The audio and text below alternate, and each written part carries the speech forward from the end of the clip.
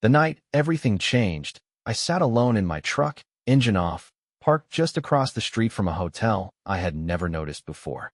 That was when I saw her, my wife, walking in with another man, hand in hand, laughing like we used to, like we were still something worth holding on to.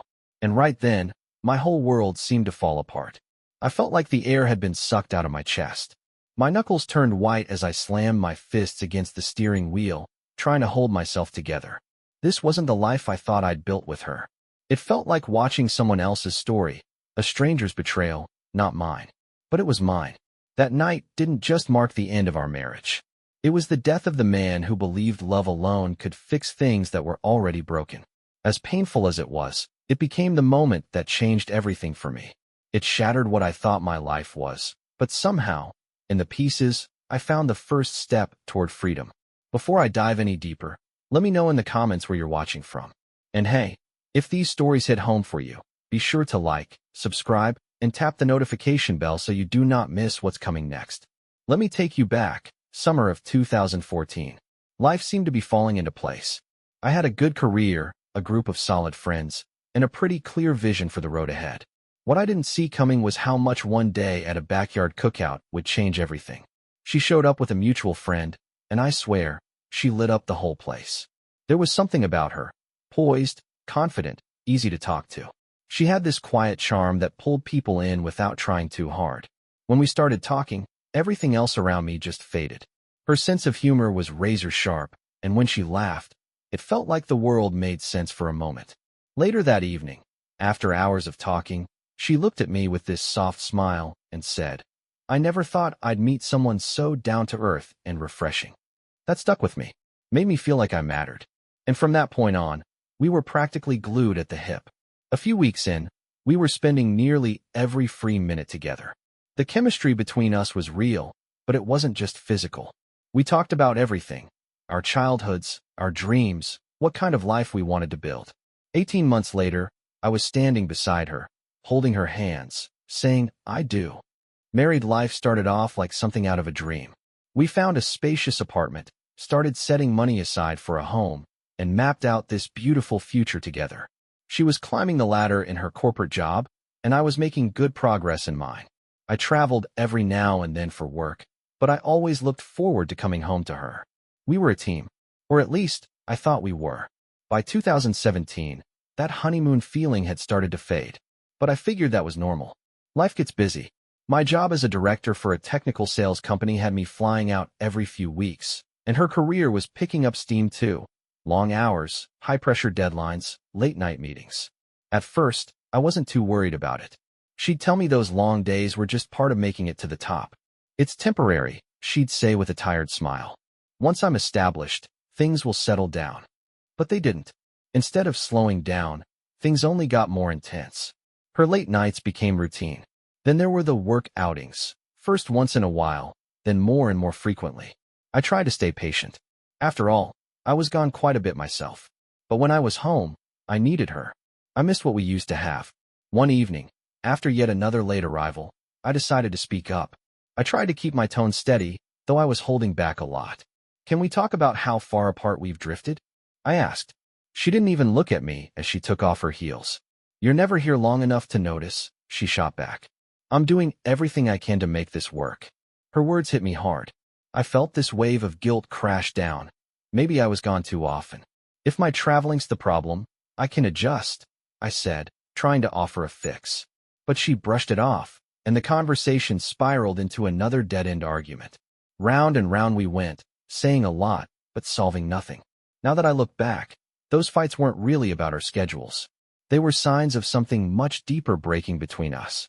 We started getting annoyed over little things. She'd snap at me for leaving dishes in the sink. I'd get irritated when she scrolled through her phone during dinner. Our intimacy took a nosedive, too. She'd often push me away with a quiet, "I'm just tired," or "too stressed tonight." I tried to keep the spark alive. On weekends when I was home, I'd cook her favorite meals, plan little date nights, go the extra mile.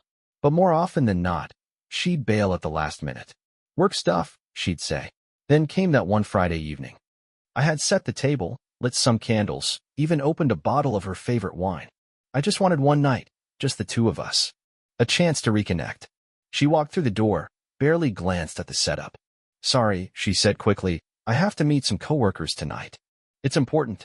Something inside me just cracked. "Do you even care that I went out of my way to make this night special?" I asked. My voice was shaking, part anger, part heartbreak. She let out an exasperated sigh and looked at me like I was being ridiculous. "You're overreacting. It's just one night." But I couldn't let it go. "It's not just one night, though. It's every night lately. When was the last time we actually spent time together? Just us?" She rolled her eyes. "Please, not this again." That right there, her tone, her dismissiveness, it stung more than I can even explain. It wasn't just the words. It was the way she looked through me like I was a burden, like I was the one messing everything up. I dropped it. I didn't want to fight anymore. But something had already shifted. That night, I packed up the dinner I had made, dumped the wine down the sink, and cleaned up alone in silence. The meal sat untouched on the table, just like the love I kept trying to offer her. And deep down, I couldn't shake the thought. Maybe she had already let go of me. Maybe she had decided I just wasn't worth the effort anymore. As the months passed and 2018 crept in, those cracks between us only got wider. Her late nights kept piling up, and so did our arguments. But honestly, it wasn't the yelling that cut the deepest, it was the silence. The kind that crept in when two people stopped trying. Our easy conversations turned into forced small talk. Most days, we barely spoke at all. I found myself lost in my own head, constantly wondering what the hell was happening. Was I the problem? Was I not enough? Or was there something else going on that I couldn't see? That's when I started picking up on little things that didn't sit right. There was a scent of perfume on her that I didn't recognize, sweet, floral, not what she usually wore. She got weirdly defensive any time I asked about her so-called work outings. And her phone? She clung to it like it was a lifeline, even keeping it on the nightstand when she slept. My gut kept whispering that something was off, but I tried to ignore it. I told myself she was just overwhelmed. "You're overthinking things," I'd say. "She's stressed, that's all." But the truth was that nagging feeling wouldn't go away. Our marriage, once built on shared dreams and deep connection, started to feel like a house held together with tape and prayers. And no matter how much I tried to reinforce the walls, I could feel it all slipping through my fingers. Then came February of 2019, a night that changed everything. It was cold outside, bitter even. The kind of night where the air stings your face. She walked in like she always did, barely saying a word, her bag slung over one shoulder and her face drained from what she claimed was another late meeting.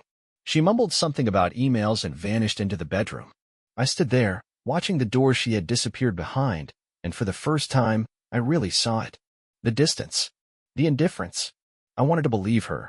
I truly did. But something inside me had started screaming for answers. The very next day, I was out front grabbing groceries from her car when I saw it. Tucked under the passenger seat was a flash of pink. I reached down and pulled it out. A bra. Her bra. I knew it was hers. She always bought the same brand. But finding it there didn't make any sense. Why would it be hidden under the seat like that? My stomach turned. I felt physically sick. I stood there holding it, trying to come up with an innocent explanation. Maybe it fell out of her gym bag? But then I remembered she hadn't gone to the gym in weeks. I walked back into the kitchen, trying to keep my face neutral, trying not to show the storm going on inside me. She looked up and cracked a smile. "You look like you saw a ghost," she said playfully. I forced a laugh. "Just tired," I replied, tucking the bra behind my back and setting the bags on the counter like nothing was wrong. She didn't press. And I didn't confront her, not yet. My head was spinning too fast to form a plan. That night, I barely slept. I lay awake, staring at the ceiling, going over every late night, every brushed-off question, every excuse. Was I going crazy? Or was I finally about to learn something I didn't want to know? The following evening, she told me she had another work outing. She barely looked at me as she walked out the door. And that was the moment I snapped.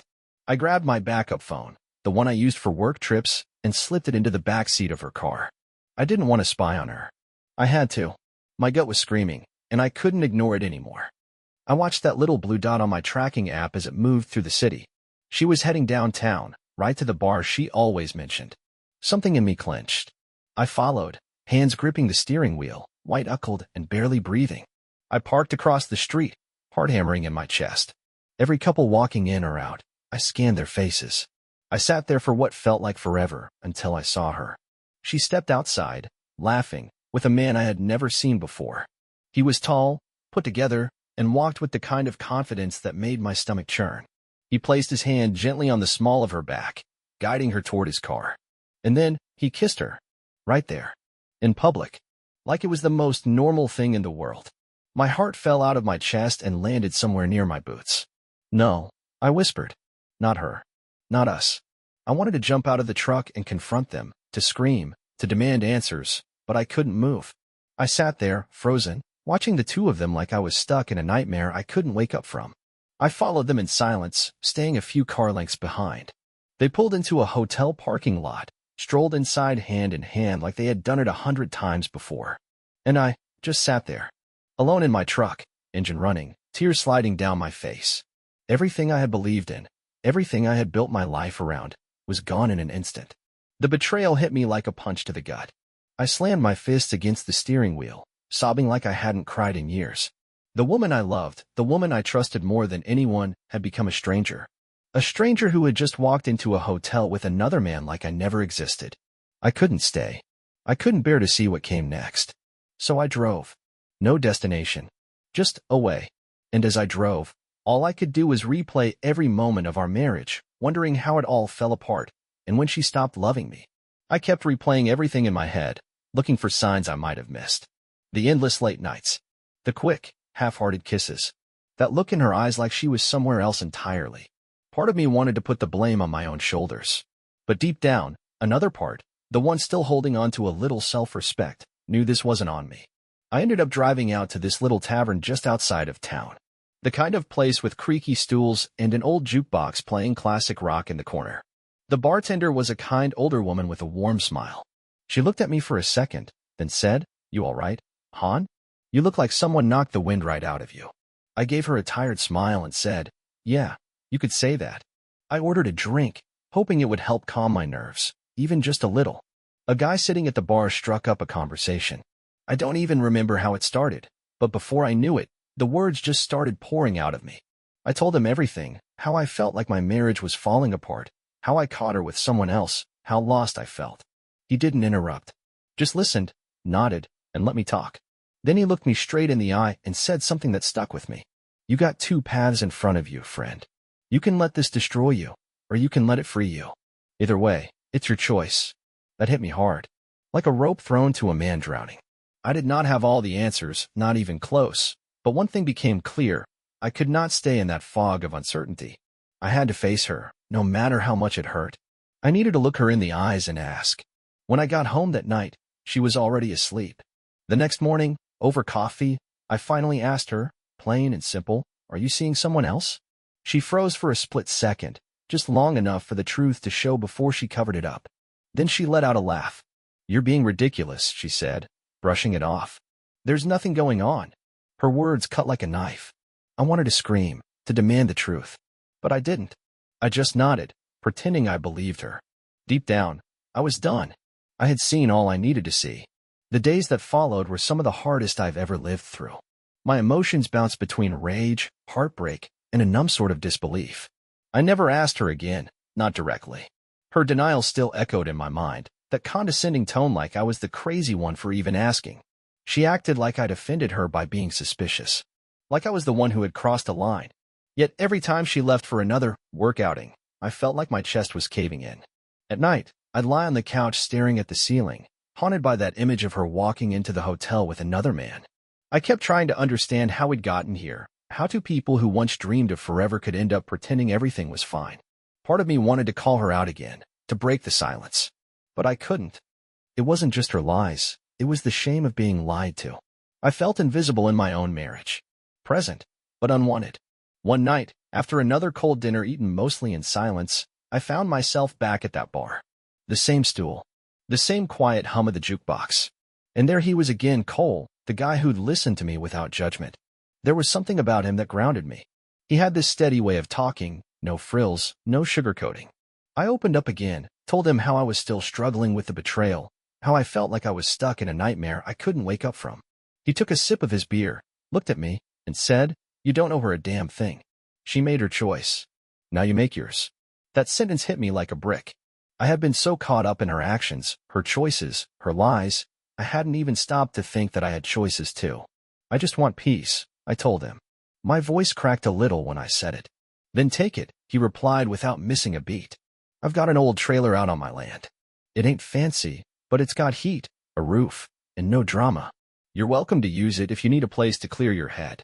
The thought of leaving at first felt crazy, like running away. But later that night, sitting on my couch staring at the empty space beside me, it didn't feel crazy anymore. It felt like the only sane option left. I knew I couldn't fix what had broken, not by myself.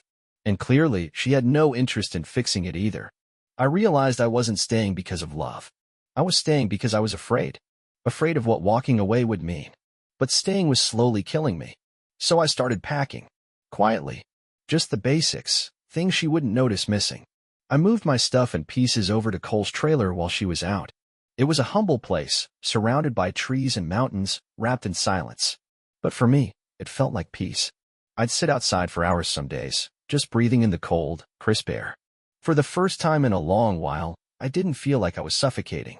One afternoon, I was unpacking a box of old books in the trailer when Cole stopped by. He leaned against the doorframe, watching me for a second, then said with a smirk, "You look lighter already. Like you're finally breathing again." I chuckled and nodded. "Yeah," I said. "It's not easy, but I'm starting to feel like myself again." "Good," he replied. "Do not let her drag you back down. You've got a chance now. Take it. You deserve better, man. Remember that." Those words stuck with me. For the first time in weeks, I felt a flicker of hope, not for her, not for our marriage, but for me. Maybe I could rebuild. Maybe there was life after all this pain. Back at the apartment, I noticed a shift in her behavior. Maybe she sensed I was pulling away. She'd speak a little softer, make an effort to chat in passing, but I saw right through it. She wasn't trying to save our marriage. She was just trying to keep things exactly as they were, her comfortable, me miserable. She still went on those work outings. Still brushed off any attempt I made to talk. One night, as she got dressed to leave again, she noticed me slipping on my jacket too. "Where are you going?" she asked casually. "Meeting some friends," I replied, keeping my voice calm. She paused for a second, like she wanted to say something else, but didn't. And for the first time, I didn't feel guilty walking away. She paused for a moment, clearly thrown off. "You never mentioned any friends before. Who are they?" I just shrugged and gave her a taste of her own medicine. "You wouldn't know them. And honestly, you'd probably find the shop talk boring." Her mouth tightened, but she didn't push it any further. That right there was the moment I realized I was already gone in every way that mattered. Emotionally, I'd walked out weeks ago. Now, it was time to make it official. Over the next few days, I quietly wrapped things up, packed in small doses so she wouldn't notice. Then, one morning while she was off on another so-called business trip, I loaded the last of my things into the back of my car. I left a note on the kitchen table, right next to my wedding ring. It said, "I hope it was worth it." I didn't leave angry. I didn't feel triumphant or bitter. I just felt free. Like a weight I had been carrying for far too long had finally been lifted. Every step toward the door, toward my car, felt lighter than the last. Leaving wasn't easy, but staying had been unbearable. That evening, I sat alone in the trailer tucked away in the mountains, surrounded by silence and fresh air. The kind of quiet that doesn't just fill a room, it seeps into your bones. And for the first time in a long, long time, I felt peace. It wasn't perfect. There was still pain, still echoes of what I had lost. But peace doesn't have to be complete to be enough. The morning I officially left felt like stepping into someone else's life. I got up early. The apartment was filled with a pale gray light, the kind you see just before sunrise. Everything felt still, like the universe was holding its breath. I moved slowly, carefully, loading the last boxes into my car. Each motion felt final, deliberate. On the kitchen table sat that ring and the note. I stared at them for a long time before walking out. That ring used to mean something. A promise. A future. But that future had died somewhere along the way, and all that was left now was a hollow echo of what could have been. Closing the door behind me for the last time, it brought a rush of emotions. Grief for the life we built, for the memories we wouldn't make. But also relief. Relief that I no longer had to keep pretending. I had stepped out of the shadows and into something real, even if I didn't know what came next. The drive to the trailer was quiet. No music. No distractions. Just the road, winding its way out of the city and into the open hills. The buildings gave way to trees and fields. Then the mountains appeared, sharp and still against the sky, like guardians standing watch. The air felt different the closer I got. Cooler, fresher, cleaner. It felt like it was scrubbing all the residue of that toxic life off me with every breath I took. When I pulled up, the trailer was right where I left it. Simple. Solid. Cole had helped me build a small deck out front, and it gave the place a kind of grounded feel, like it belonged there. Like I belonged there. I carried the boxes inside one at a time, feeling a strange mix of tired and free. It smelled like pine and fresh paint, a smell I hadn't realized I would come to love. I sat everything down, stepped out onto the deck, and took it all in. The sun was climbing over the ridge, casting gold and pink over the treetops. I stood there breathing it in cool air mixed with the scent of dirt and wildflowers. It felt like starting over. It felt like healing. She gave all this up, I muttered to myself, voice barely above a whisper. She threw it away. And now, I was beginning again. The days that followed weren't dramatic. They were quiet, simple. I started to adjust to the stillness, to the new rhythm of life out there. The trailer was small, but it made me appreciate simplicity. Every item I brought had a purpose. No clutter. No chaos. Just me, nature, and time to think. Every morning, I woke early, made a fresh cup of coffee, and sat on the deck watching the sun rise over the mountain peaks. Birds would start chirping as the sky turned from pink to blue, and the wind would whisper through the trees like a lullaby in reverse. There was something sacred about those mornings. Like the world was reminding me that I still had a place in it. In the evenings, I'd light the small fire pit Cole helped me set up. I'd sit by the flames, listening to the crackle and pop, letting the warmth seep into my bones while my thoughts drifted. I thought about her, about what we had, about how it all went so wrong. And slowly, those thoughts started to hurt less. I started to feel something I hadn't in a long time: gratitude. Not for what happened, but for the clarity, for the chance to rebuild, for the freedom to be alone without feeling lonely. Cole checked in now and then. Sometimes he'd show up with a six-pack and just sit with me on the deck as the sun went down. "You're doing good out here," he said one night. His voice was calm, steady. "It ain't easy, but you're handling it." I looked at him and smiled. "I think I'm finally breathing again." I gave a slow nod, watching the last bit of daylight fade behind the mountains. "It's still hard," I admitted, my voice low. "But this feels right." Cole leaned back in his chair, his voice steady. "That's all that matters. You've got a second shot now. Don't waste it." His words stuck with me. Yeah, the pain of leaving her, of walking away from everything I thought we had, was still there. But it no longer defined me. It felt more like a scar now. Something that would always be part of me, but not the whole story anymore. By the time June rolled around, I had settled into a rhythm. Mornings were quiet. I worked remotely, hiked the trails, spent hours outdoors. The mountains had become more than scenery. They were my refuge. Their calm, unshakable presence reminded me that life moves forward, even when you feel shattered. And one morning, standing at a peak looking out over the valley, it finally hit me. I wasn't just running from something. I was running toward something. Toward a future I hadn't even dared to picture. At first, the silence out here was unsettling. After all the years of city noise and emotional chaos, the quiet felt hollow. But as time passed, I realized it wasn't empty at all. It was full of chirping birds, rustling leaves, and the soft trickle of a nearby stream. The mountains didn't need to shout, they spoke in stillness. And I finally learned how to listen. I threw myself into building a new kind of life. Every morning started with trail runs through the forest. The cool mountain air cleared my head, and I pushed myself farther each day. Some trails led to wildflower meadows, others to breathtaking overlooks. That time in motion, surrounded by nature, became my therapy. It wasn't about getting fit. It was about taking control of my life again. One afternoon, while running a steep trail, I spotted someone ahead struggling with a flat tire on a mountain bike. As I got closer, I saw it was a young woman, crouched down and clearly frustrated. "Need a hand?" I asked, catching my breath. She looked up and gave me a relieved smile. I wouldn't say no. This thing's been a pain all day. I knelt beside her, and as we fixed the tire, we got to talking. Her name was Erica. She'd recently moved to the area, chasing the same quiet and clarity I had come looking for. She was a few years younger than me, full of sharp wit and a laugh that somehow felt like sunshine after a storm. By the time her bike was fixed, we were joking like old friends.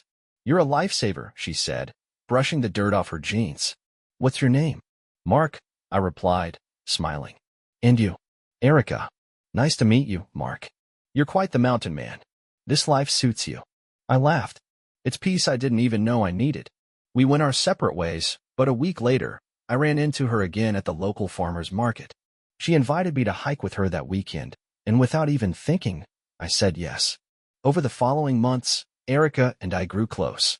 We hiked new trails, shared stories, and slowly built a quiet connection. She was thoughtful, full of energy, and saw the world with a kind of wonder I'd almost forgotten existed. There was no pressure between us. It was easy, natural, like walking a well-worn trail. One day, while resting beside a stream, she asked gently about my past. Her voice was soft, careful. I told her everything. The betrayal, the heartbreak, the decision to finally walk away. She didn't interrupt. She just listened, her eyes full of empathy. That must have been incredibly hard, she said, her voice barely above a whisper. But look at you now. You've come so far. I nodded. A strange sense of relief came over me. Being here helped me see things more clearly. I don't regret leaving. It was the hardest thing I've ever done, but it was the right thing. She smiled at me. It shows. You seem lighter, like you finally found yourself again. And she was right. Living up here, away from all the noise, had stripped me down to the basics. And in that process, I found the parts of me I thought I had lost.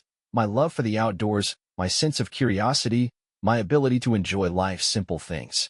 New friendships started to grow too. Cole introduced me to his circle, salt-of-the-earth folks who welcomed me like one of their own. We'd gather around campfires in the evenings, sharing stories, swapping jokes, and watching the stars. Cole's family even invited me over for dinners. His kids would tug at my sleeve, begging to hear about my trail runs and wildlife sightings. One evening, sitting by the fire, Cole looked over at me. The flames lit up his face in the dark. He gave me the familiar steady look and said, "You've come a long way, Mark. You're not the same guy who showed up at my bar that night. You've got that spark back." I looked out toward the black outline of the mountains, smiling. "It's the mountains," I said. "They've got a way of healing you." He shook his head with a grin. "Nah, it's you. The mountains just gave you the space to figure it out." By the end of 2020, my life had changed in ways I never could have imagined. And for the first time in a long while, I didn't just feel like I was surviving. I felt like I was living again. The pain I had carried for so long no longer held me captive. It didn't rule my thoughts or define who I was. It was just a part of my story now, a chapter one had closed and left behind.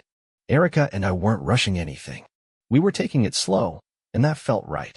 The connection between us was natural, the kind of ease I didn't know I needed. She liked to tease me about my mountain man lifestyle, and I'd laugh because, well, she wasn't wrong. I had embraced this way of life, a quieter, simpler one, and it brought me more peace than I ever thought possible. Every now and then, thoughts of my ex-wife would float in. Not with anger. Not anymore. Just with a quiet kind of acceptance. Yeah, what she did hurt like hell. But it also forced me to face my life, to walk a new path. That betrayal broke me, sure, but it also set me free. One crisp winter morning, I was standing on a ridge, watching the sunrise spill gold and red across the sky. I took a deep breath, letting the cold air fill my lungs, and for the first time in years, I felt whole. My life wasn't perfect, but it was mine, and that was enough. There was a little coffee shop in town that became one of my favorite places. It was quiet, cozy. I'd sit there in the mornings, sipping a cup of strong black coffee, while working or just watching the world pass by. That morning, sunlight poured through the big windows, casting golden streaks across the wooden floor. It was calm, peaceful, the kind of peace that had become my new normal. But that calm didn't last long. I had just hit send on an email when I heard someone say my name. And I knew that voice instantly. I hadn't heard it in over a year, but there was no mistaking it. I turned my head, and there she was, my ex-wife, standing across the street, waving. Her expression was a mix of surprise and something else. Hope, maybe. My stomach sank. A part of me wanted to look away, to slip out the back door and pretend it hadn't happened. But I didn't. I couldn't. I stayed right where I was. She crossed the street fast, heels clicking against the pavement like little hammers. She stopped just a few feet away. Her hair was pulled back the way she used to wear it when she wanted to look her best.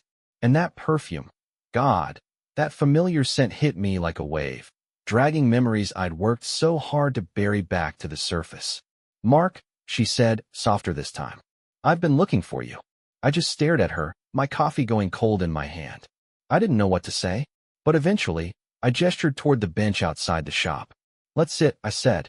We sat down, And before I could even catch my breath, she started talking. The words spilled out of her like she'd been holding them in for months. "I'm sorry," she said, eyes glistening. "For all of it. For hurting you. I made so many mistakes, and I've regretted them every day since you left." Her voice cracked. She paused, trying to pull herself together, then kept going. "After you left, everything fell apart. My job, the guy I was with, it all crumbled. I lost everything, Mark. And that's when I realized what I'd thrown away. What I did to you." She looked at me then, eyes pleading. "Please, can we try again? Can we start over?" I sat there, quiet, letting her words hang in the air. A year ago, I might have broken down hearing her say that. I might have jumped at the chance to salvage something from the wreckage. But I wasn't that man anymore. I drew in a deep breath. That clean mountain air had never left me. It still lived in my lungs, grounding me. "You can't undo what's already been done," I said, calm and steady. This is where it ends." She flinched, tears spilling over. "Please, Mark. I know I don't deserve it, but I still love you. I never stopped." I shook my head slowly, feeling strangely calm. "If you loved me, you wouldn't have lied to me. You wouldn't have looked me in the eye, night after night, and pretended while you betrayed everything we built." Her sobs grew louder. A couple of people walking by glanced over, but I didn't care. I wasn't trying to embarrass her. I was just done pretending. "I don't hate you," I said, softer now. "I'm not carrying that anger anymore. But I can't go back. I've moved on. I've built something better, something real. And it doesn't include you." She reached out, her fingers brushing mine, desperate to grab hold of something that was already gone. "Please," she whispered. "Just give me a chance to show you I've changed. I'm not that person anymore." I pulled my hand back gently. "It's not about who you are now," I said. "It's about what you did. You made your choices, and I made mine. And I found peace. I'm not going to give that up. Not for you. Not for anyone." She sat there, trembling, her shoulders shaking with sobs. And I sat quietly beside her, watching the sun climb higher in the sky, thankful I had already said goodbye a long time ago. I didn't feel any satisfaction watching her cry. There was no triumph in it, just a quiet sense of closure. This wasn't about making her feel bad. It wasn't about revenge. It was about protecting the man I had become. Finally, she stood up, wiped her tears with the back of her hand, and looked at me. "I understand," she said softly. "I hope you find happiness, Mark. Truly." I gave her a small nod as she turned and walked away, her figure slowly fading into the crowd like the last echo of a story long finished. I stayed there for a bit, my coffee cold in my hand, eyes drifting toward the distant mountains. They stood tall and steady, just like they always had, brushing against the sky like they belonged to something eternal. And in that moment, I felt it. Freedom. Not just from her, but from everything that had weighed me down. The past, the heartbreak, the second-guessing, it had all lost its grip on me. I had spoken my truth. I had stood my ground. And now, I was free. As I took another sip from my cup, I smiled to myself. Life still wasn't perfect, but it was mine. And that alone made it worth everything. By late autumn, the mountain air had turned sharp and crisp. The mornings came with frost dusting the leaves, and the higher peaks started wearing a soft white crown of early snow. I spent many of those mornings out on the little deck attached to my trailer, a warm mug in hand, wrapped in an old flannel, watching the forest breathe under the rising sun. That stillness, that peace, I had learned to cherish it. It helped me think clearly, helped me feel again. It was on one of those quiet mornings that I saw her name appear in my inbox. My ex-wife. And this time, I didn't flinch. I didn't feel dread or anger, just curiosity. I opened it without hesitation, knowing deep down this would probably be the last time we'd ever communicate. The email was long, filled with apologies, reflections, and what seemed like genuine remorse. She talked about how she'd been going to therapy, working on herself, trying to rebuild what was left of her life. Toward the end, she asked if I might consider meeting up again. Just once. To talk. To see if there was even a sliver of a chance we could reconnect. I read it twice, not because I was unsure, but because I wanted to honor what she said. She had the right to speak her truth. Then I wrote back. "Thank you for your honesty.